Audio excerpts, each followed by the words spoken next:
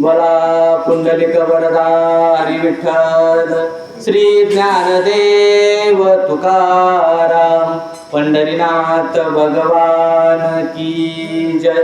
माऊली ज्ञानेश्वर महाराज की जय। जगद्गुरु संत तुकाराम महाराज की जय। शांती ब्रह्म एकनाथ महाराज की जय। सद्गुरु माता सुदीक्षा सविंदर हरदेवजी महाराज की जय। जैसे जीर्ण वस्त्र सांडीजे मग नूतन वेडीजे तैसे देहांत राते स्वीकारीजे चैतन्यनाथे। यंत प्रविश्य मम वाचमिमां प्रसुप्तं संजीवयत्य खलशक्तिधर स्वधाम्ना अन्यांशहस्तचरणश्रवणत्वदादीन् प्राणान्नमो भगवते पुरुषाय तुभ्यं। पांडुरंगा करू प्रथम नमन दुसरे चरण संतांचिया ज्यांच्या कृपादाने कथेचा विस्तारू बाबाजी सद्गुरु दास तुका। अलंकापुरी रम्य सिंहासनस्थं पदं भुजतेजस्फुरिकं प्रदेशं विदेन्द्रान्दिदेवे सदा स्तूयमानं समाधिस्थमूर्तिं भजे ज्ञानदेवं। नमो ज्ञानेश्वरा नमो ज्ञानेश्वरा निवृत्ती उदारा सोपान देवा। मुक्ताबाई नमो त्रिभुवन पावनी आद्यत्रय जननी देवाची। मनोदं मारुततुल्य वेगं जितेंद्रियं बुद्धिमत्तां वरिष्ठं वातात्मजं वानरयुत मुख्यं श्रीरामदूतं शरणं प्रपद्ये। सेवेलागी सेवक झालो तुमच्या लागलो निज चरणा। अहो स्वामी तुकया देवा यावरीही न करावावे। जैसे जीर्ण वस्त्र सांडीजे मग नूतन वेडीजे तैसे देहांत राते स्वीकारीजे चैतन्यनाथे। प्रस्तुत स्थळी प्राप्त प्रसंगी प्रवचन रूपी सेवेकरता निवडलेली ओवी ग्रंथराज ज्ञानेश्वरी अध्याय 2 144 क्रमांकाची ही ओवी आहे। आणि ओवीचा साधारण अर्थ असा आहे की जेवढं माऊली ज्ञानवरायांच्या रेड्याला कळालं तेवढं जरी कळालं तरी जीवनाचं सार्थक झाल्याशिवाय राहणार नाही बाबा।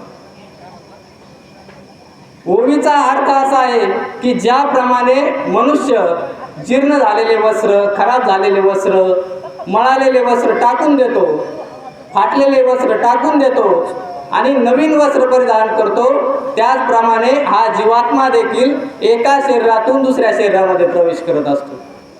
मग तो कधी करेल हे सांगता येणार नाही। तो बालपणी करू शकतो, तरुणपणी करू शकतो आणि वृद्धपणी सुद्धा करू शकतो। आणि मग आपण त्या म्हणतो की देवाज्ञा झाली।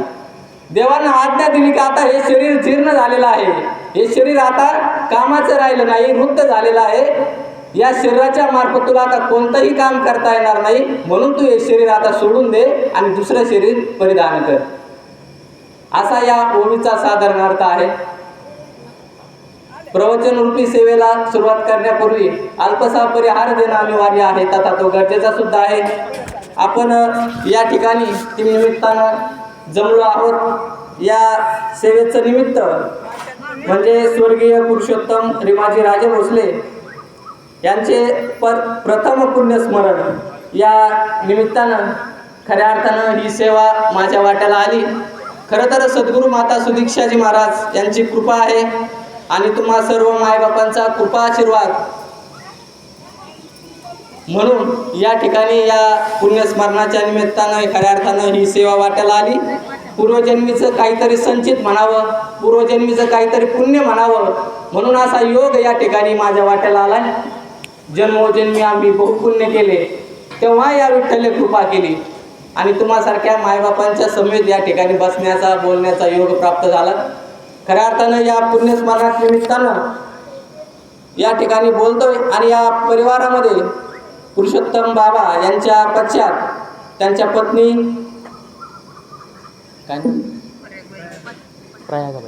प्रयागाबाई, त्याचबरोबर त्यांचे मोठे पुत्र दिगंबर पुरुषोत्तम राजे भोसले, त्याचबरोबर गणेश पुरुषोत्तम राजे भोसले आणि त्यांच्या मुलगी संगीता अशोकराव देशमुख, त्याचबरोबर त्यांचे नातू प्रवीण भाऊ दिगंबर राजे भोसले, सूरज भाऊ गणेश राजे भोसले, धीरज भाऊ गणेश राजे भोसले असा मोठा परिवार यांच्या पश्चात आहे. खऱ्या अर्थानं सर्वच परिवाराचं नातरुंड पतरुंडाचं नाव घेणं शक्य नाही आहे, परंतु असा मोठा परिवार या पुरुषोत्तम बाबांचा होता. खऱ्या अर्थानं पुरुषोत्तम बाबांचं जीवन म्हणजे अगदी आनंदानं सगळ्यांशी प्रेमानं मिसळून राहणं असं जीवन ते जगले, समर्पित जीवन जगले. त्यांच्या जीवनाचा आदर्श प्रत्येकाने घ्यावा असं जीवन होतं. अगदी देवानं निवडलेलं फूल ज्याला आपण म्हणू असं जीवन हे बाबा जगले. खऱ्या अर्थानं आनंदाची गोष्ट आहे. आजचा दिवस जरी दुःखाचा असला परंतु त्यांचा जो प्रवास आहे आज खऱ्या अर्थानं परलोकाकडे गेलेला आहे. यहलोक त्यांचा सुखी त्यांनी केला आणि परलोक सुद्धा सोयला केला. आणि म्हणून या ठिकाणी त्या परिवारानं त्यांच्या परलोकाच्या प्रवासासाठी त्यांचा प्रवास सुखकर व्हावा याच्यासाठी हा पुण्यस्मरणाचा या ठिकाणी कार्यक्रम आयोजित केलेला आहे. खऱ्या अर्थानं आनंदाची गोष्ट आहे. जरी त्याच्या पाठीमागं दुःख असलं तरी त्यांना तो प्रवास सुखकर व्हावा म्हणून आपण या ठिकाणी या कार्यक्रमाचं आयोजन केलेलं आहे. मग या प्रवचन सेवेकरता निवडलेली ओवी माऊली ज्ञानवरायांची आहे. मग या प्रवचनासाठी माऊली ज्ञानवरायांचीच ओवी का निवडायची? तर अगदी असा एकमेव 21 वर्षाचा तरुण, 21 वर्षाचा पुरुष असा या आपल्या विश्वामध्ये होऊन गेला. 750 ते पावणे 800 वर्ष या महापुरुषाला झाले. अगदी 21 वर्षाच्या या पुरुषाला जगाने माऊली म्हणावं असं काय या माऊलींनी केलं म्हणून आपण त्यांना आज माऊली म्हणतोय. त्यांच्या ओव्या आपण गातोय, त्यांच्या ओवीवरती चिंतन आपण करतोय. 21 वर्ष माऊली कोणाला म्हटलं जातं? आजी माऊली आईला म्हटलं जातं, बरोबर? बोला, म्हणजे मला वाटेल की कोणतरी बोलतंय ऐकतंय, नाहीतर मला असं वाटेल की मी उगाचच पुतळ्यासमोर बोलतोय काय. माऊली कोणाला म्हणतो आपण? मावशी आईला. आईची उपमा आपण माऊली ज्ञानवरायांना दिलेली आहे. का दिलेली आहे? तर आईची भाषा जी असते ती उकाराची भाषा असते. आता तुम्ही म्हणाल की आईची भाषा वेगळी आणि वडिलांची भाषा वेगळी आहे का? तर हो, वडिलांची भाषा वेगळी आणि आईची भाषा वेगळी. ती आईची भाषा माऊली ज्ञानवराय बोलले. पहा, एखाद्याचं नाव, एखाद्याचं कशाला आपल्या दिगंबर काकाचं नाव दिगंबर आहे, त्यांना गाव दिगंबर म्हणेल, कोणी दिगंबर आप्पा म्हणेल, अण्णा म्हणेल, साहेब म्हणेल, सेठ म्हणेल, परंतु आई काय हाक मारते? डिगू, बरोबर? उकाराची भाषा ना. आई काय हाक मारते? डिगू. आता गणेश काकाचं नाव गणेश आहे, कुणी गणेश काका म्हणेल, कुणी गणेश भाऊ म्हणेल, कुणी गणेशराव म्हणेल, कुणी गणेश शेठ म्हणेल, परंतु आई काय हाका मारते? गणू, बरोबर आहे नाही? म्हणजे ही उकाराची भाषा जी आहे ती माऊलींनी वापरली. ऋणू झुनू ऋणू झुनू रे भ्रमरा, सांडी तू अवगुणू रे भ्रमरा. की अवगुणांना सुद्धा माऊलींनी अवगुण म्हणावं, मग किती छान बोलावं. ती उकाराची भाषा वापरल्यामुळं आज माऊलीला एका 21 वर्षाच्या तरुणाला आज जग माऊली म्हणतंय. आणि त्यांची ओवी या ठिकाणी निवडण्याचा अवसर खऱ्या अर्थानं प्राप्त होत आहे. या ओवीच्या माध्यमातून माऊली सांगतात की ज्याप्रमाणे मनुष्य जीर्ण झालेले वस्त्र, खराब झालेले वस्त्र, मळालेले वस्त्र टाकून देतो आणि नवीन वस्त्र परिधान करतो, त्याचप्रमाणे हा जीवात्मा देखील एका शरीरातून दुसऱ्या शरीरामध्ये प्रवेश करत असतो. म्हणजे त्या देहाचा थोडक्यात सांगायचं काय माऊलींना की या देहाचा काही एक भरोसा नाहीये. या देहातला आत्मा जो आहे तो अमर आहे, परंतु हा शरीर बदलत असतो, एका शरीरातून दुसऱ्या शरीरामध्ये जात असतो. पण तो कधी जाईल, बालपणी जाईल, वृद्धपणी जाईल की तरुणपणी जाईल सांगता येणार नाही. आणि म्हणून आपण म्हणतो या देहाचा काही एक भरोसा नाहीये. नाही भरोसा या देहाचा, जाईल श्वास कधी काळी, अवतार म्हणे जर मिळेल साधू, चरण धूळ लावी बाळी. देहाचा काही एक भरोसा नाहीये. क्षणभंगूर आपण म्हणतोय, क्षणभंगूर नाही भरोसा, कोण काळ येईल कैसा, नाही देहाचा भरोसा. क्षणाचाही भरोसा नसलेलं हे शरीर, मानवी शरीर आपल्याला मिळालेलं आहे. आणि या देहातून आपल्याला कधी जायचं हे कोणाला सांगता येणार नाही. मग मनुष्याचं आद्य कर्तव्य काय असेल तर ते आहे केवळ ईश्वर प्राप्ती, प्रभू परमात्म्याची जाणून भक्ती. याचसाठी केला होता अट्टास शेवटचा दिवस गोड व्हावा, की शेवटचा दिवस गोड करायचा आहे. आणि शेवटचा दिवस आपला कोणता असेल हे आपल्याला कोणालाही सांगता येणार नाही. आणि हे कार्य कधीपर्यंत पूर्ण करायचं आहे, तर जोपर्यंत आपल्या देहामध्ये श्वास चालू आहे, ते आत्मचैतन्य, तो परमात्मा अंश रूपाने जोपर्यंत आपल्यामध्ये आहे तोपर्यंत हे काम पूर्ण करायचं. भगवंताची प्राप्ती करायची, भगवंताचं भजन करायचंय, चिंतन करायचंय. पण कुठपर्यंत? जोपर्यंत हा आत्मा जो आहे, माऊलींनी याला चैतन्यनाथ म्हटलंय, जोपर्यंत हा शरीर बदलत नाही तोपर्यंत हे कार्य करून घ्यायचे. बघा, एकदा का त्या हातला श्वास निघून गेला तर काही एक उरत नाहीये. संतांनी सांगितलं काही उरत नाही. अगदी श्वास निघून गेल्याच्या नंतर नाव सुद्धा उरत नाही. बघा, एखाद्याचा जर मृत्यू झाला, श्वास निघून गेला, तर पाहुणे रावळे फोन करून विचारतात, महाराज बॉडी कुठं आली? विचारत नाही का हा व्यक्ती कुठं आलाय, हा गणेश कुठं आला, गणेश महाराज कुठं आला, गणेश सर कुठं आला, विचारत नाहीये. बॉडी कुठं आली म्हणजे नाव सुद्धा उरत नाहीये. एकदा का देहातला श्वास निघून गेला, नाव सुद्धा उरत नाही. आणि गेलेला श्वास कितीही पैसे दिले, कितीही धनसंपत्ती दिली, तरी सुद्धा हा देहातला श्वास परत आणता येत नाही, त्या व्यक्तीच्या हृदयामध्ये टाकता येत नाही. ज्या प्रमाणे भिंतीवर घड्याळ असतं, आणि काका भिंतीवरच्या घड्याळातला शेल जर संपला तर आपण दुकानात जातो आणि दुकानदाराला सांगतो, बाबा हे 10-20 रुपये घे, आमच्या घड्याळातला शेल संपलाय, शेल दे. दुकानात जातो आपण, शेल आणतो, शेल घड्याळामध्ये टाकतो, घड्याळ चालू होतं. परंतु एखाद्या व्यक्तीचा श्वास जर संपला तर आपण कुठं जात नाही, काही पैसे देऊन श्वास मागण्याचा प्रयास करत नाहीये. तर संतांनी सांगितलं मिळणार नाही. अरबो खरबो देने पर भी एक मिलेगी सांस नहीं, सांसे है अनमोल कितनी क्या तुझको एहसास नहीं. की अरबो खरबो रुपये देऊन सुद्धा माणसाचा जीव परत आणता येत नाही, तो श्वास परत आणता येत नाही. आणि बघा, एकदा का देहातला श्वास निघून गेला ना, सगळं तयार आहे. पहा, आधी तो 15व्या 14व्या वित्त आयोगातून 20च्या बाहेर शेड तयार आहे. पांढऱ्या कपडेवाल्याने पांढरा कपडा शिवून ठेवलेला आहे, मडक्यावाल्याने बाबा मडकं घडून ठेवलेला आहे, बांबूवाल्याने बांबू साळून ठेवलेला आहे, आणि रडणारे सुद्धा तयार आहेत मावशी. मग हा अट्टाच माणूस करतोय कशासाठी? मी पण हा करतोय कशासाठी? माझं माझं करतोय कशासाठी? संतांनी सांगितलंय, नाही कुणाचे कुणी तुझे नवे रे कोणी, अंती जाशील एकला प्राण्या, माझे माझे म्हणून, माझे माझे म्हणून एक दिवस जाणार आहेस. मग हा टास कशासाठी करतोय? माझं माझं कशासाठी करतोय? आणि बघा, आपलेच असणार आहेत जे आपल्याला यमाच्या हवाली करून देणार आहेत, आपलेच असणार आहेत जे आपल्याला अग्नी देणार आहेत, आपलेच असणार आहे जे आपल्याला अगदी आपल्या अंगावरती फुटका मणी सुद्धा ठेवत नाही. आयुष्यात कितीही कमाई करा, कितीही धनसंपत्ती कमवा, कितीही इस्टेट कमवा, कितीही ताळी बिल्डिंग बांधा, कितीही मजली बांधा, भले काहीही कमवा, तरी सुद्धा सोबत काही एक येत नाही. हे संतांनी सांगितले. अगदी आपलेच असणार आहेत जे आपल्याला यमाच्या हवाली करून देणार आहेत.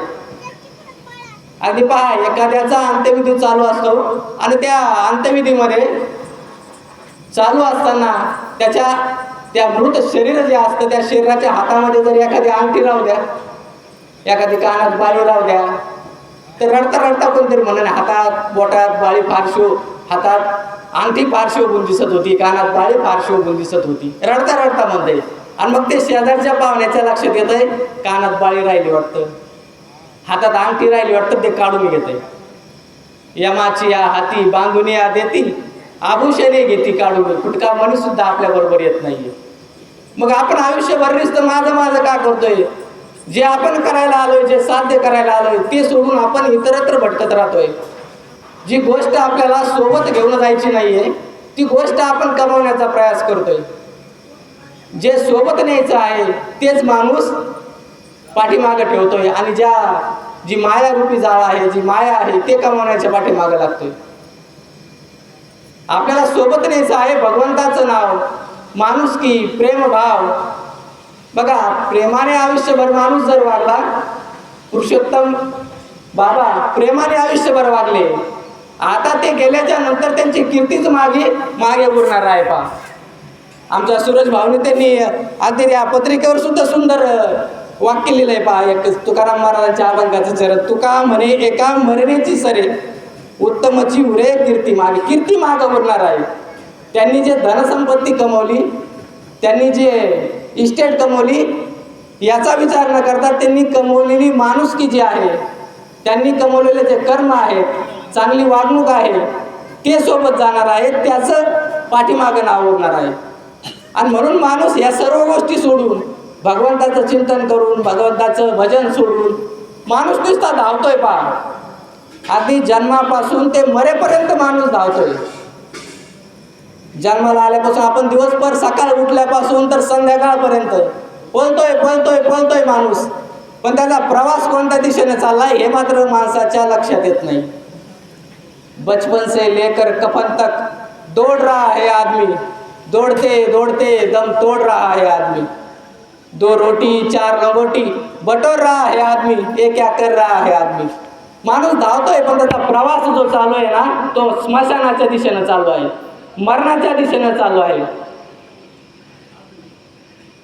तो प्रवास जो चालू आहे त्या दिशेने चालू आहे, तरी सुद्धा त्याच गोष्टीच्या पाठीमागे आज माणूस धावतोय. भगवंत आपल्याशी खूप सुंदर वागलाय. भगवंतांना आपल्याला एवढ्या सगळ्या गोष्टी दिलेल्या आहे, मोफत दिलेल्या आहे, त्याची कृतज्ञता व्यक्त करण्यासाठीचा हा जन्म आहे. मनुष्य जन्माचं सार्थक कशात असेल तर केवळ भगवंत प्राप्ती आहे. प्रेमभाव, सगळ्यांशी प्रेमाने वागणे, हाच एक धर्म माणसाचा आहे. एका अभंगामध्ये माऊली ज्ञानेश्वर महाराज या भगवंताचं वर्णन करतात. मुळन डाळ शाखान पल्लव, तो हा कैसा देव आला करा. निर्गुणपणे उभा सगुणपणे शोभा, जीवा शिव प्रभा दावित आहे. नकळे याची गती, नकळे याची लीला, आपे आप सोहळा भोगत आहे. ज्ञानदेव म्हणे नकळे याची थोरी, आणि आपण चराचरे नांदत असे. की पहा भगवंत किती सुंदर वागलाय आपल्याशी. मावशी, जन्माला येण्याची बातमी भगवंत 9 महिने अगोदर देतोय आपल्याला. कुणीतरी जन्माला येणार आहे. आता तर टेक्नॉलॉजी, विज्ञान एवढं पुढे गेलं की 3 महिन्यानंतर असं सांगतंय की मुलगा आहे का मुलगी. भगवंताने 9 महिने अगोदर आपल्याला ही बातमी देतोय की कुणीतरी जन्माला येणार आहे घरामध्ये. पण घेऊन जायची देतोय का महाराज बातमी की कोणीतरी घ्यायला येणार आहे, अमुक अमुक ठिकाणी अमुक अमुक वारी मी या माणसाला घ्यायला येणार आहे, तुला घ्यायला येणार आहे, असा एखादा मेसेज येतोय का, असं एखादं पत्र येतंय का की घ्यायला येतोय, तुझा मृत्यू होणार आहे. नाही मायबापांनो, भगवंत खूप सुंदर वागलाय आपल्याशी. तो घेऊन जायला सुद्धा, आता हीच बातमी जर आपल्याला 9 महिने अगोदर आली असती तर अमुक अमुक ठिकाणी अमुक अमुक मारी मी तुला घ्यायला येतोय, निरोप आल्याबरोबर माणसं अटकणी गेली असती. पण भगवंत खूप सुंदर वागलाय. जन्माला येण्याची बातमी देतोय परंतु मृत्यूची बातमी देत नाही. बरं, तो घेऊन जायला यमदेव तोही एकटाच येतोय. त्यांनी काय आपल्यासारखी 4-2 माणसं हाताखाली ठेवली नाही. त्यांनी जर मामा आपल्यासारखी 4-2 माणसं माझ्यासारखी हाताखाली ठेवली असती तर आपण म्हटलं असतो तुला आहे ना पुढच्या महिन्यात घेऊन जातो, 50,000 दे. पण ती सोय उपलब्ध नाहीये. सुंदर वागलाय आपल्याशी भगवंत. आणि तो पापाचा हिशोब घ्यायला सुद्धा एकटाच बसलाय पहा, चित्रगुप्त. आणि गेल्याबरोबर आपल्याला प्रश्न विचारणार आहे. रात्र गेली, दिवस गेले, आयुष्य गेले, जन्मा येऊनी काय केले. की बाबा रात्र गेली, दिवस गेले, आयुष्य गेले, तू जन्माला येऊन काय केलंय. मग त्यावेळेस आपल्याला सांगता आलं पाहिजे की मी भगवंत प्राप्ती केली, मी सगळ्यांशी प्रेमाने वागलो, मी घरामध्ये सगळ्यांशी प्रेमभावाने वागलो, मी प्रेरणाचा प्रयत्न केला, मी भगवंताची प्राप्ती केली, संतांची सेवा केली, वारकऱ्यांची सेवा केली. सांगता आलं पाहिजे.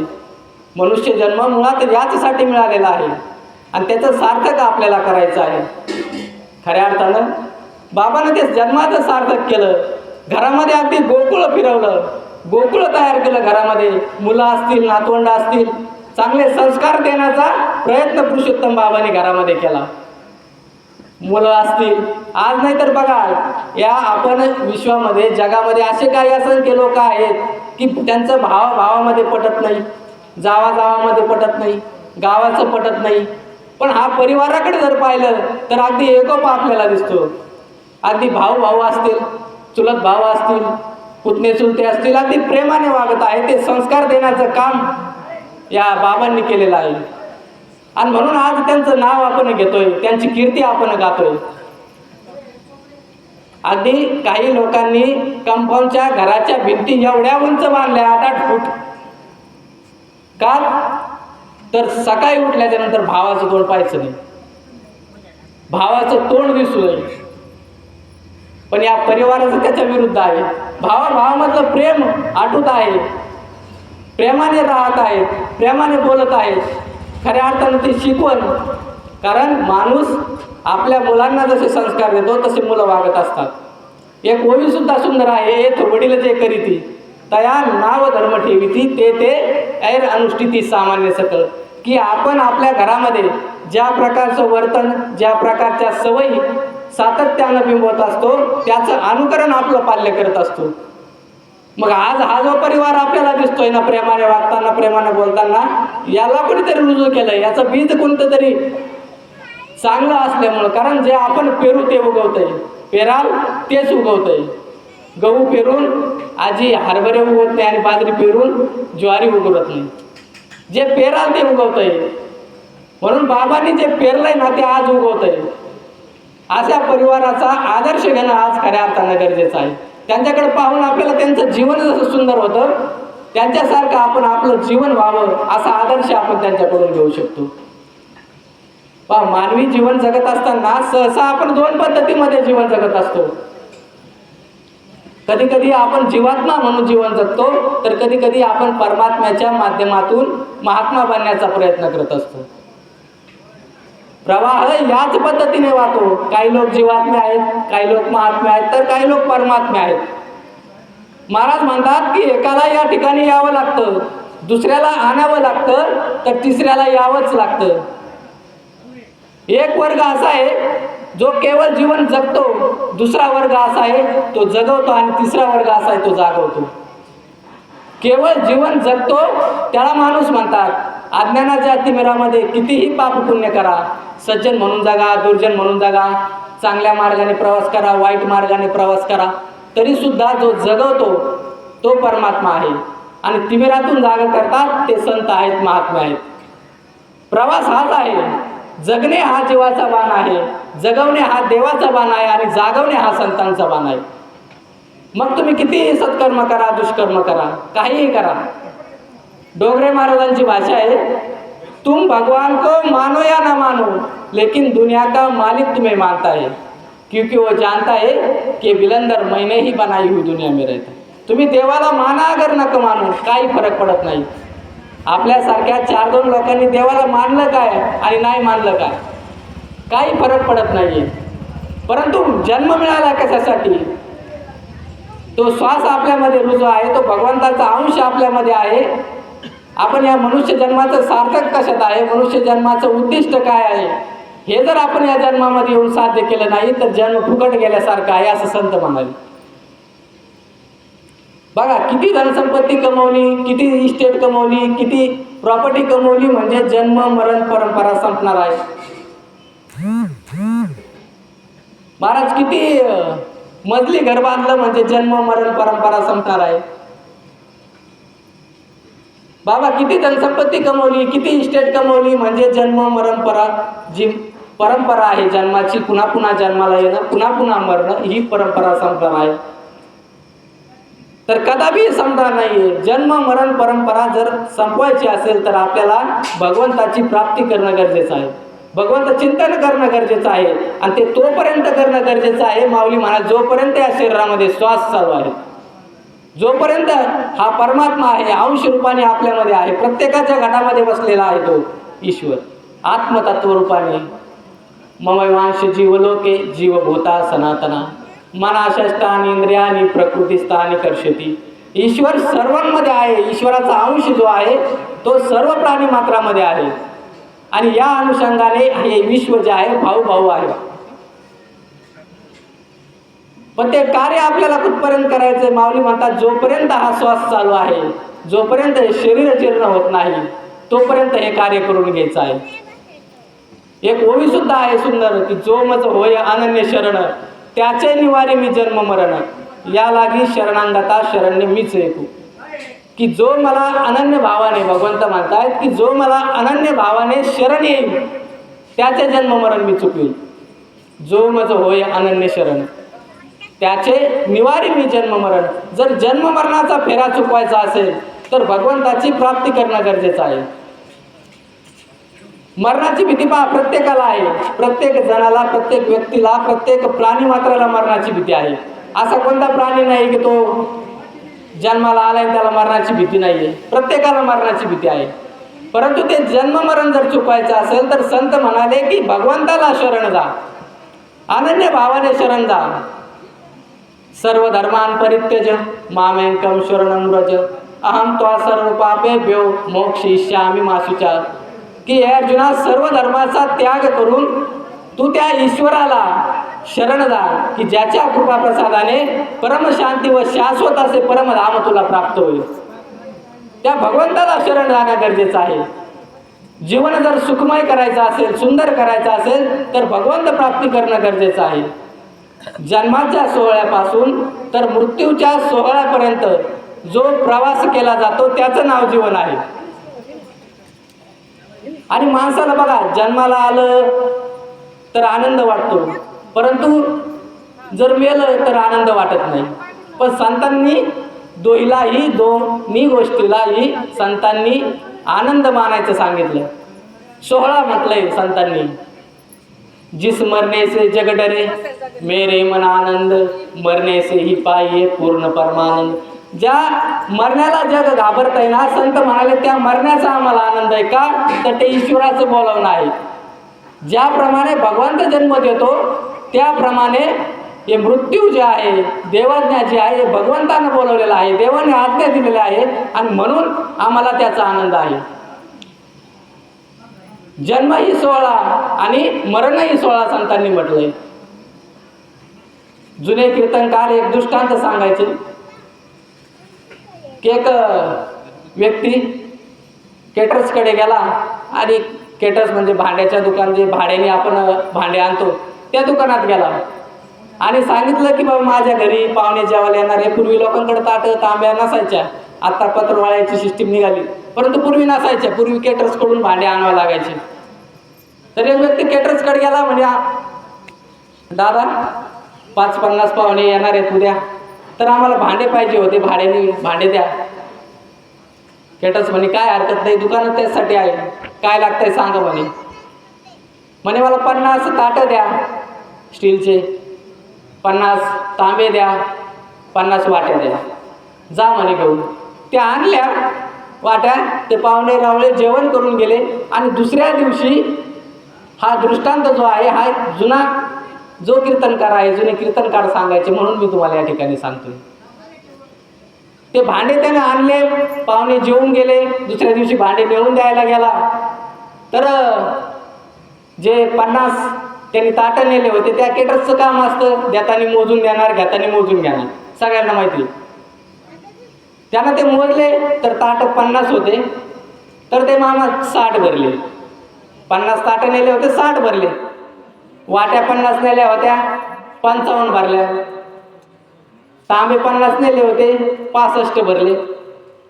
ते केटर्स म्हणे अरे बाबा तू माझ्याकडून सगळ्या गोष्टी 50 नेल्या होत्या, अरे हे जास्त भरल्यात. ते माणूस म्हणे काय सांगा म्हणे तुम्हाला तुमच्या भांड्याची जादू.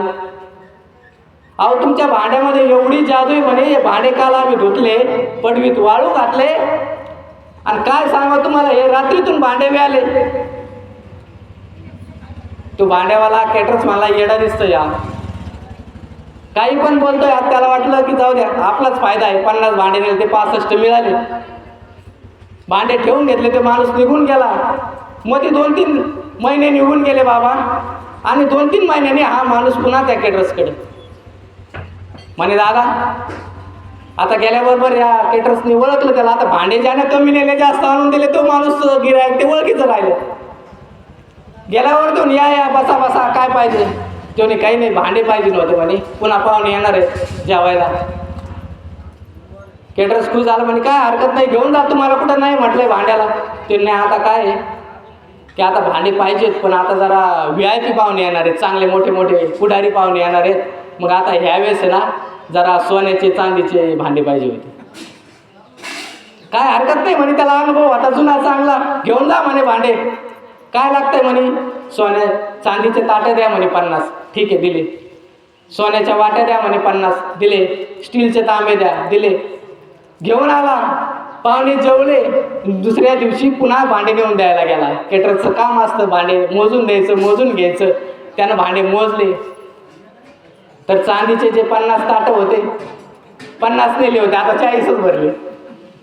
सोन्याच्या वाट्या नेल्या होत्या 50, 35च भरल्या.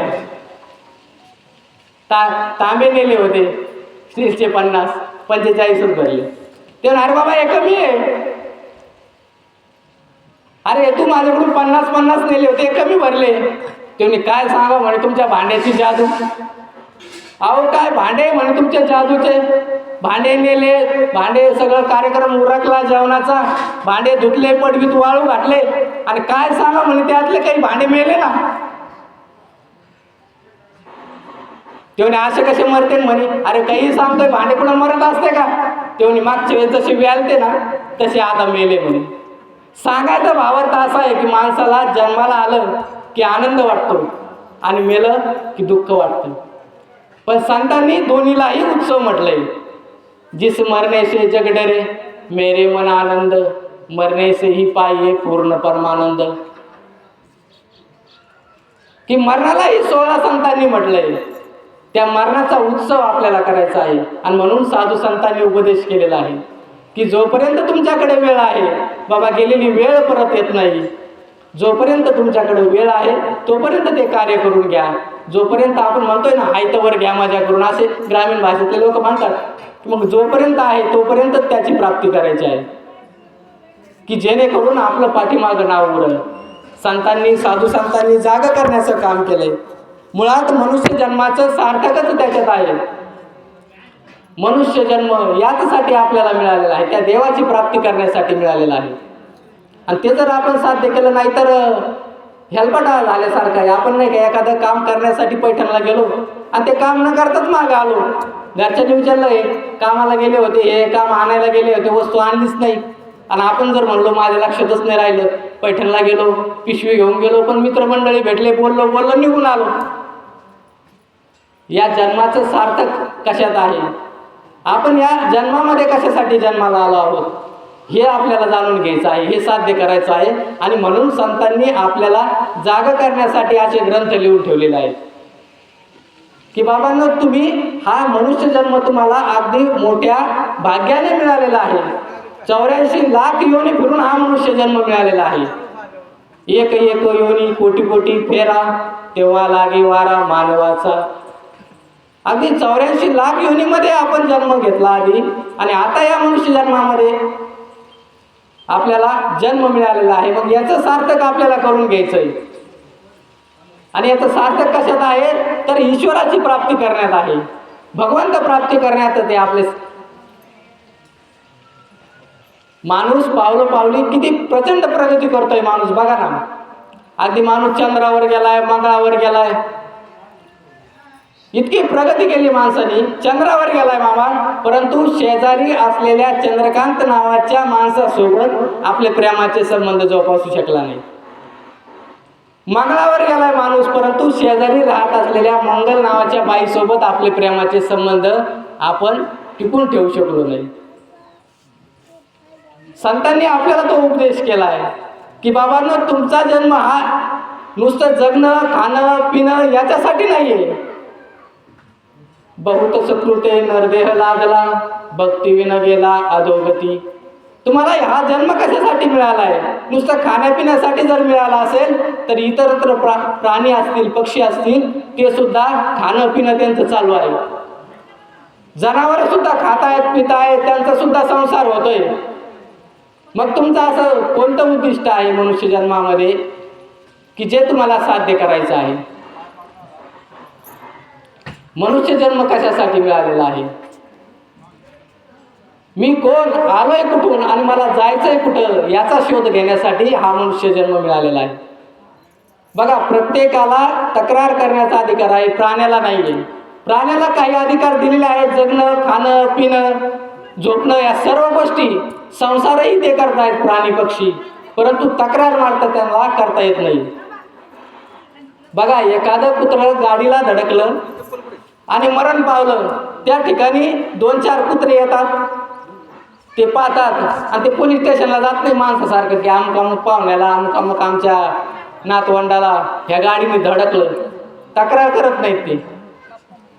त्या कोंबड्या, एक माणूस कोंबड्या नेत असतो, आपल्या सगळ्यांना माहिती, ते काठी बांधलेली असते 2 व्हीलरला, कोंबड्या असे लटकलेल्या असत्या पायाला बांधून, तो माणूस नेतोय. त्या कोंबड्यांना तक्रार करता येत नाही का, नाही बाबा माझा शेवटचा प्रवास आहे, मला सुखरूप न्या, आता मला तुम्ही कापणार आहे, मारणार आहे, मी व्यवस्थित न्या, मला तक्रार करता येत नाही.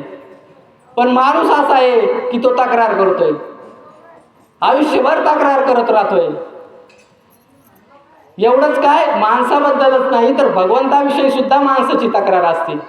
हा मनुष्य जन्म आपल्याला मिळाला, त्याची कृतज्ञता व्यक्त करण्याचं सोडून माणसं आयुष्यभर तक्रार करत बसतात, मला हे मिळालं नाही, ते मिळालं नाही. पण जे मिळालंय ना त्याचा सार्थक करून घेत नाही. जो परमात्मा आपल्यामध्ये विराजमान आहे तोपर्यंत हे कार्य करून घ्यायचं आहे. संत म्हणाले, चाले हे शरीर कुणाची असत्ते, कोण बोलवितो हरिविन, देखवी ऐकवी एक नारायण, तयाचे भजन चुकू नका. माणसाची देह चालवी आणता, मीच एक करता म्हणून या, वृक्षाची पानं हाले याची सत्ता, मग तुझी अंता राहिली कुठे. तुका म्हणे विठू भरला सबाय, तयावने काही चराचर. मामा, का आपण उठतोय, का आपण बसतोय, का आपण चालतोय, का आपण फिरतोय, का आपण पाहतोय, का आपण ऐकतोय, का बोलतोय.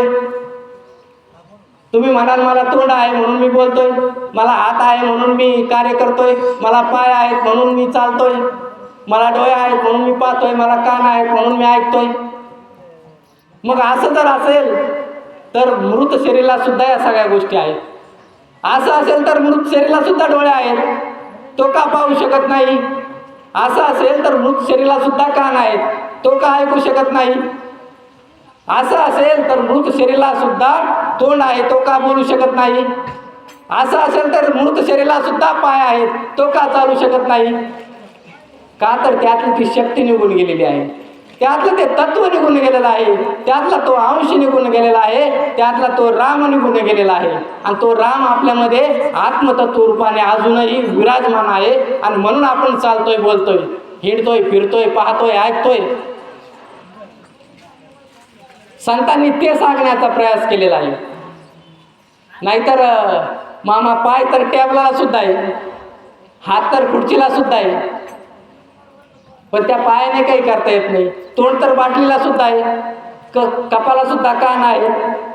या सर्व गोष्टी निर्जीव वस्तूला सुद्धा आहेत, परंतु त्यांना चालता फिरता काय येत नाही. तर त्यांच्यामध्ये ते आत्मतत्व विराजमान नाही आहे आणि आपल्यामध्ये ते आत्मतत्व विराजमान आहे.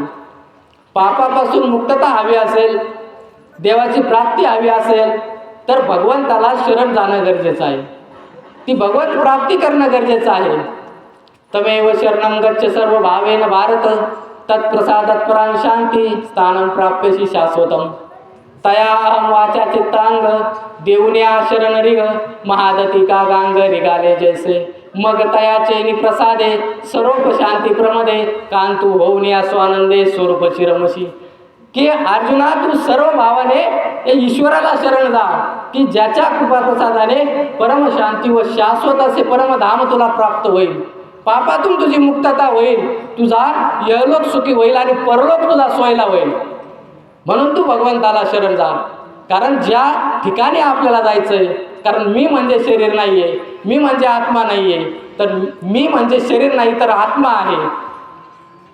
मग भक्तीची पहिली पायरी काय असेल, मनुष्य जन्मामध्ये येऊन जर भक्ती करायची असेल तर भक्तीची पहिली पायरी काय असेल, तर वेदांचं एक वाक्य आहे, अहम ब्रह्मास्मी, मी ब्रह्म आहे. परंतु महाराज म्हणतात याच्यात नवल नाही आहे, याच्यात केवळ अहंकार आहे. मग नवल कशात आहे तर वेदांचं दुसरं वाक्य आहे सर्वं खल्विदं ब्रह्म, की माझ्या अनुषंगाने, माझ्या संबंधाने, माझ्या साह्याने मला जे जे दिसतंय ना, मी जे जे पाहतोय ना, ते ईश्वराचं रूप आहे, तो ईश्वराचा आविष्कार आहे. जे जे दृष्टी दिसे ते हरिरूप, सर्वांगटी राम देहादेही एक. जे माझ्या डोळ्याला दिसतंय ना, जे सर्वांमध्ये व्याप्त आहे ना, ते ईश्वराचं रूप आहे.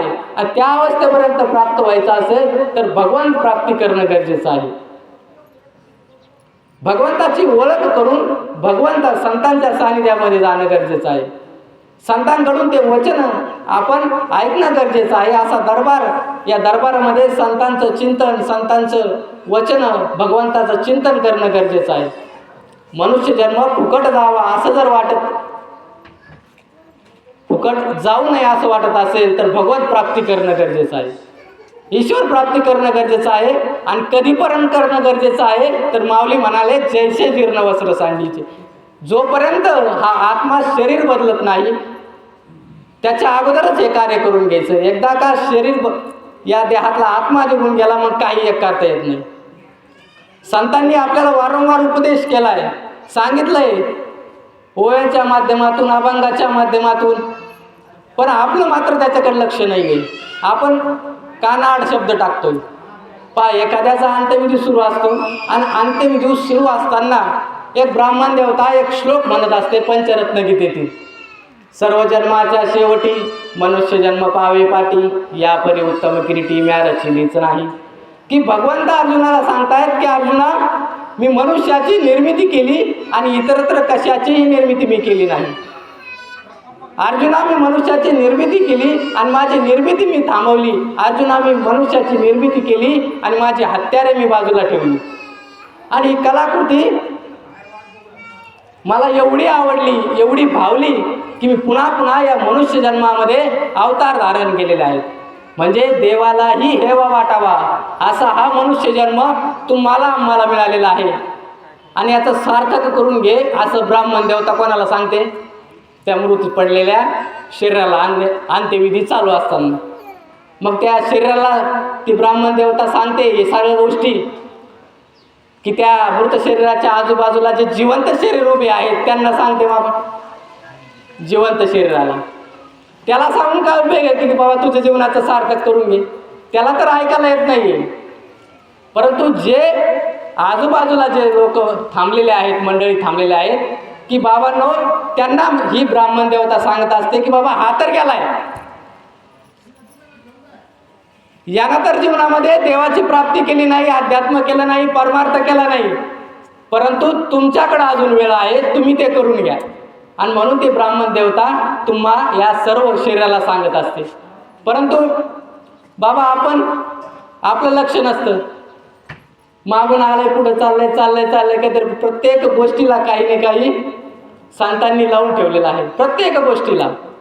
बघा, आपण ज्यावेळेस अंत्यविधी होतो, काही विधी केले जातात, 13व्याचा विधी केला जातो. तर 13व्याच्या विधीला आपण 13 लोक जेव घालतो. बरं, ते 13 लोक का जेव घालायचे? का जेव घालायचे 13 लोक? की हा जो मृत शरीर जे आहे, हा आत्मा जो आहे, या आत्मा या मृत्यू लोकातून यमपुरीपर्यंत जात असतो. आणि या यमपुरीपर्यंत जाणारा त्याचा जो प्रवास आहे, तो प्रवास काय असतो? 1 वर्षाचा असतो. आणि 1 वर्षामध्ये किती महिने असतात? 12 महिने. आणि जर अधिक मासचा महिना आला तर हेच महिने किती होतात? 13. म्हणजे आपण 13 लोकांना जेव घालतो. मग 13 लोकांना का जेव घालायचं? तर त्याची वर्षभराची जी अन्न पाण्याची व्यवस्था आहे ती आपण करून ठेवतो. शेवटचा विधी राहतो ना जेवणाचा, 13व्याचा विधी, तर 13 लोकांना आपण जेव घालतो. तशी तर 13 ब्राह्मणांना जेव घालायची परंपरा आहे, पण 13 ब्राह्मण मिळत नाही तर आपण 13 कोणत्याही साधारण व्यक्तीला जेव घालतो. म्हणजे एका व्यक्तीला जेव घालणं म्हणजे 1 महिन्याची त्या आत्म्याची व्यवस्था आपण करतो. असं 13 महिने आपण 13 लोकांना जेव घालून 13 महिन्याची व्यवस्था आपण करून ठेवतो. आणि 13 महिन्यानंतर थेट आपण वर्ष श्राद्धाचा कार्यक्रम करतो. म्हणजे आता हा आत्मा जो आहे आज मृत्यू लोकातून यमपुरीपर्यंतचा जो प्रवास आहे, इहलोकीपासून परलोकी पर्यंतचा जो प्रवास आहे, तो या आत्म्याचा पूर्ण झालेला आहे. आता या आत्म्याला मुक्ती मिळाली आहे आणि या आत्म्याला मुक्ती मिळावी म्हणून आपण या ठिकाणी असे संतांचे भगवंताचे कार्यक्रम आयोजन करतो की त्या आत्म्याला शांती मिळावी, त्या आत्म्याचा सुखरूप जो प्रवास आहे तो सुखरूप व्हावा म्हणून आपण असे कार्यक्रम आयोजित करत असतो. खऱ्या अर्थानं काहीतरी पुण्य त्या आत्म्यानंही कमावलं म्हणून त्याला मुक्ती प्राप्त झाली, जिवंतपणी त्यानं सुंदर जीवन जगलं म्हणून मुक्ती प्राप्त झाली. आणि म्हणून त्याचे नातवंड असतात, पतवंड असतात, काही त्यांना अडचणी येऊ नये, भविष्यामध्ये काही गोष्टी घडू नयेत म्हणून आपण असे विधी सोहळे आपल्याला करायची परंपरा आहे. या संबंधाने आणि या आत्म्याच्या या देहाच्या या संबंधाने चिंतन व्हावं, याच्यावर चर्चा व्हावी आणि म्हणून या ठिकाणी माऊली ज्ञानोबरायांची ओवी निवडण्याचा प्रयास या ठिकाणी केलेला आहे. माऊलींनी या ओवीतून समजावून सांगितलंय की हा आत्मा जो आहे हा ईश्वराचं स्वरूप आहे, ईश्वरच आहे. ईश्वर सर्व प्राणी मात्राच्या हृदयात आहे. आत्ताच म्हणालो ना, ईश्वरा सर्वभूतानां, तो ईश्वर जो आहे सर्व प्राणी मात्राच्या हृदयात आहे, प्रत्येकामध्ये आहे. पण ते आपल्याला जाणून घ्यायचं असेल तर संतांच्या सानिध्यात यावं लागेल, संतांच्या चरणाजवळ यावं लागेल, संत साहित्य वाचावं लागेल. मग आता कोणी म्हणेल की संतांचा संघ कधी लाभायचा, संतांचा संघ कधी लाभायचा, आता कुठं संत आहे. तर संतांचा संघ जर लाभावा असं वाटत असेल तर आपण ज्ञानेश्वरी वाचावी, तुकाराम गाथा वाचावी, नामदेव गाथा वाचावी. संतांनी त्यांच्या जीवनामध्ये जे आचरण केलं ते आचरण आपण करावं. संतांचा संघ लाभावा असं वाटत असेल तर त्यांचं आपण साहित्य वाचावं. ज्ञानेश्वरीसारखा ग्रंथ ज्ञानेश्वर माऊलींनी आपल्या हातामध्ये दिला, तो वाचण्याचा प्रयास करावा. नामा म्हणे श्रेष्ठ, नामा म्हणे ग्रंथ श्रेष्ठ ज्ञानदेवी, एक तरी ओवी अनुभवावी, ती त्यातली एक तरी ओवी आपण अनुभवावी. जीवन आपण सुंदर करावं, आपलं जीवन सुखमय करावं, सगळ्यांशी प्रेमानं वागावं, प्रेमानं बोलावं. शेवटी आत्मा निघून गेल्याच्या नंतर नावच आपलं घेतलं जाणार आहे, इतर तर काही उरणार आहे. कुणी मानणार नाही एवढी संपत्ती कमवली, माणूस चांगला होता, सगळ्यांशी प्रेमाने वागला, प्रेमाने बोलला. तो भाव, ते प्रेम भाव आपण आपसामध्ये निर्माण करावा. वडील गेल्याच्या नंतर भावाभावामध्ये ते प्रेम टिकून राहावं. माऊली ज्ञानेश्वर महाराज समाधी घ्यायला निघाले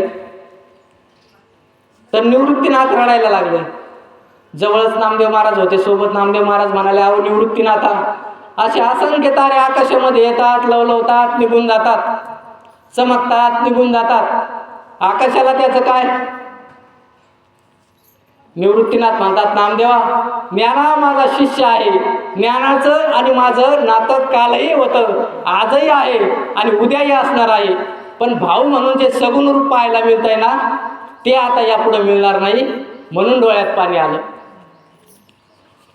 आजही प्रत्येकाच्या म्हणजे किती भावाबद्दलचं प्रेम, आणि आज आपण म्हणतोय 10 वर्ष झाले भावाच्या दारात गेलो नाही बाबा, 20 वर्ष झाले बहिणीच्या दारात गेलो नाही. ती गेल्यावर जाशील, साडी चोळी घेऊन जाशील, शेवटचा आहेर घेऊन जाशील, ती नसणार आहे पाहायला. आहे तोपर्यंत माणसाने माणसाला जीव लावावा, आहे तोपर्यंत ती नाती जपावी. आणि ते सगुण रूप पाहायला मिळत नाही ना. आज या ठिकाणी हे वर्ष झालं बाबांना जाऊन, आज प्रत्येकाच्या मनामध्ये ते दुःख आहे. त्यांचा इहलोकीचा प्रवास सुखकर झाला, परलोकीचा झाला, परंतु तरी सुद्धा आपल्या डोळ्यामध्ये पाणी काय आहे, तर आता ते सगुण रूप घरामध्ये राहिलं नाही. आता आपल्याला विचारणारं कोणी राहिलं नाही. आत्मतत्वाने ईश्वराच्या रूपाने ते आपल्यामध्ये आहेत, परंतु त्या ज्या शरीराच्या माध्यमातून त्यांनी आयुष्य काढलं, ज्या शरीराच्या माध्यमातून मला त्यांनी विचारलं, ज्या शरीराच्या माध्यमातून ते कार्य केलं, ते शरीर आता पाहायला मिळत नाही, ते सगुण रूप पाहायला मिळत नाही. जसं माऊलीचं सगुण रूप पाहायला मिळत नव्हतं म्हणून निवृत्तीनाथांच्या डोळ्यात पाणी आलं, तसं बाबांचं शरीर आज पाहायला मिळत नाही म्हणून या सर्व नातेवाईकांच्या, पुत्रांच्या, नातवंडांच्या डोळ्यात पाणी आहे. परंतु ते सत्य आहे आत, ते कोणालाही चुकलेलं नाही. मृत्यू कोणाला चुकलेलं नाहीये. कुठेही जाऊन बसा, कोणी म्हणेल एखाद्याने भविष्य पाहिलं, माझा मृत्यू मुंगीमध्ये असेल, मी बाहेर जाऊन बसेल, मृत्यू चुकवला जाणार नाही. मृत्यू हा आपल्या सोबतच असतो. आपण बसलो की मृत्यू बसतो, आपण उठलो की मृत्यू उठतो, आपल्या सोबत आहे. आणि म्हणून आपण म्हणतो काय, रात्रीच बोलला माणूस, बसल्या बसल्या गेला. आणि बसल्या बसल्या गेला, मृत्यू त्याच्या सगळेच बसलेला होता. चालता चालता गेला, मृत्यू त्याच्यासोबतच चालत होता. मृत्यू कोणालाही चुकलेला नाहीये. यमदेव भगवान श्री विष्णूंना भेटण्यासाठी त्यांच्या दरबारामध्ये, त्यांच्या महालामध्ये गेले. आणि महालामध्ये प्रवेश करत असताना एका झाडावर एक पक्षी बसलेला होता. आणि यमदेवाची नजर त्या पक्षावर गेली आणि त्यांनी स्मित हास्य केलं. आतमध्ये गेले. आता तो पक्षी घाबरला. यमदेवाची नजर माझ्यावर पडली, आता नक्कीच यमदेव मला घेऊन जातील. घाबरला, थरथर कापू लागला. त्याच्या शेजारी एक पक्षी बसलेला होता, गरुड, भगवान श्री विष्णूंचं वाहन. गरुड पक्षी म्हणाला, अरे बाबा एवढा थरथर का कापतोय? त्याने आत्ताच यमदेव जे आहेत, यमराज जे आहेत, ते आता श्री विष्णूच्या महालात गेलेत आणि त्यांची नजर माझ्यावर पडली. आता ते बाहेर येताना मला घेऊन जातील. कापू लागला. मरणाची भीती प्रत्येकाला आहे ना. थरथर कापू लागला. गरुडाला दया आली. गरुडाने सांगितलं, एक काम करतो, तुला घेऊन जातो मी आणि दुसरीकडे कुठेतरी नेऊन सोडतो.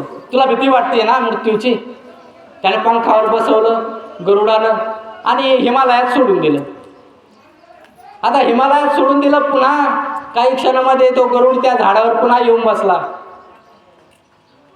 भगवान हरी श्री विष्णू च्या दरबारातून, महालातून बाहेर यमदेव आले आणि त्यांची पुन्हा नजर त्या झाडावर पडली.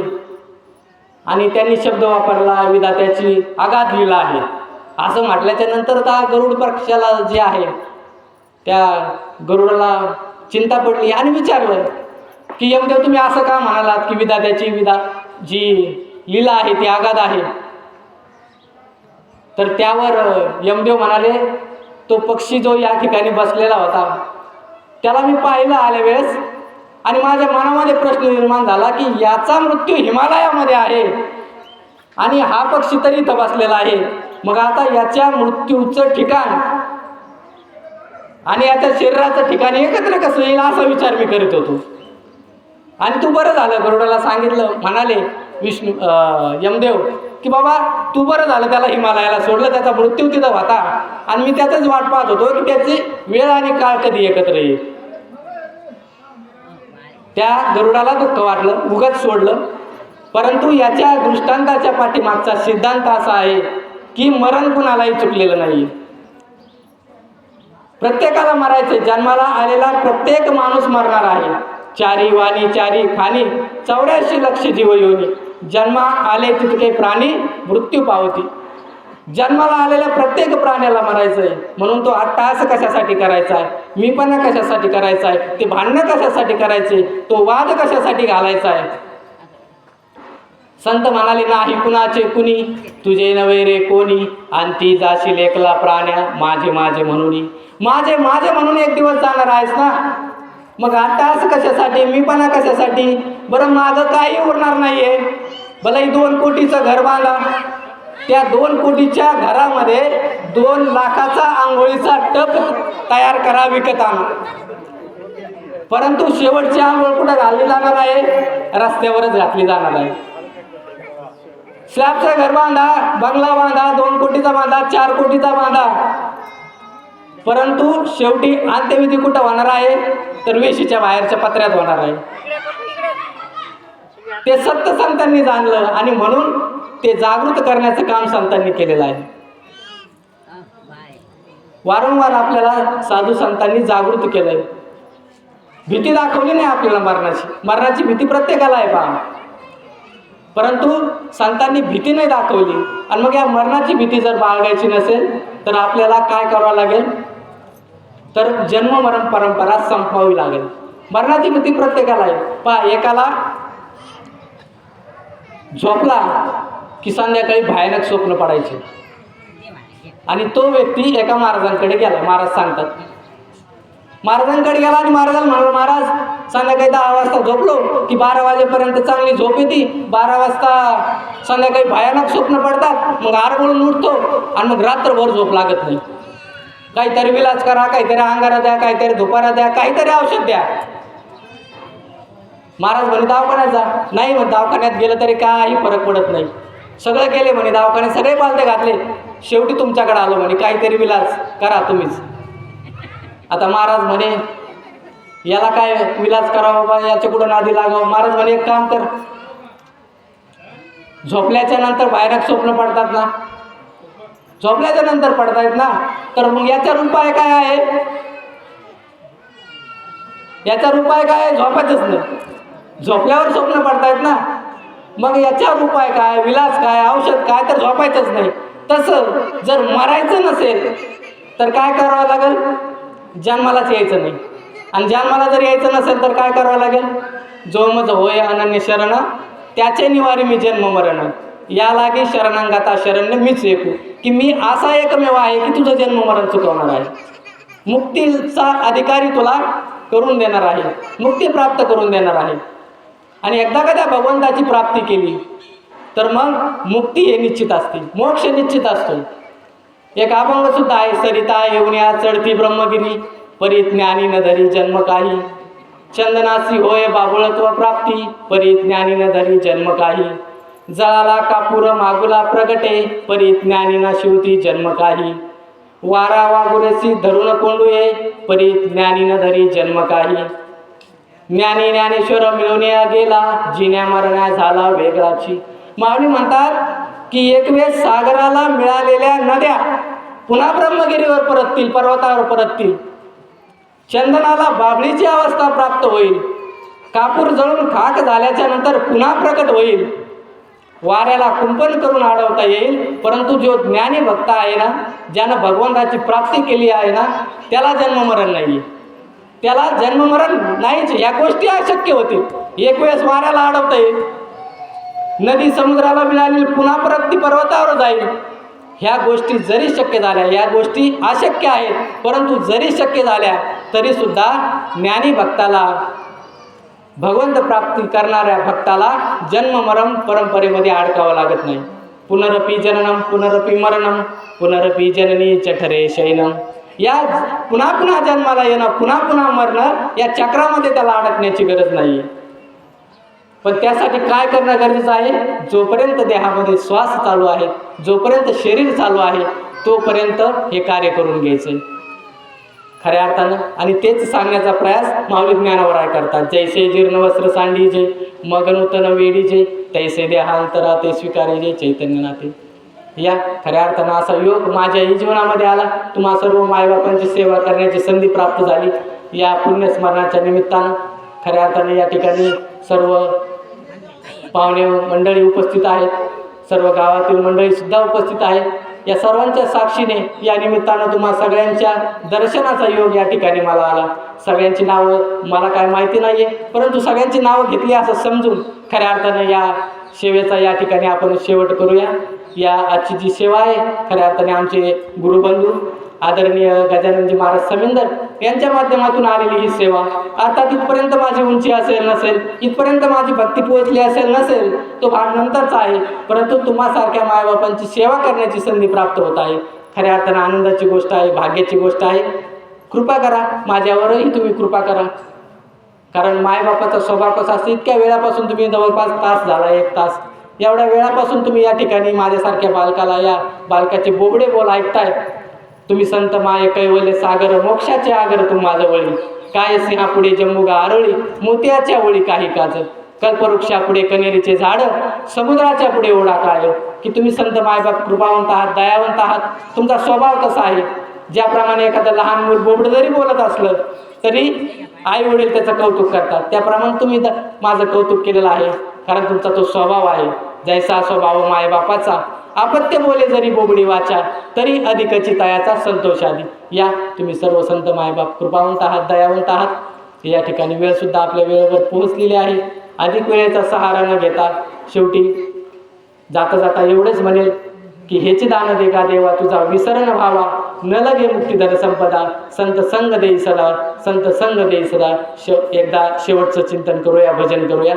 हरे राम राम राम हरे हरे, हरे कृष्णा कृष्णा कृष्णा हरे हरे, हरे राम राम राम हरे हरे, हरे कृष्णा कृष्णा कृष्णा हरे हरे. पुंडलिक वरदारी विठ्ठल श्री ज्ञानदेव तुकाराम पंढरीनाथ भगवान की जय. माऊली ज्ञानेश्वर महाराज की जय. शांती ब्रह्म एकनाथ महाराज की जय. सद्गुरु माता सुदीक्षा सविंदर हरदेवजी महाराज की जय.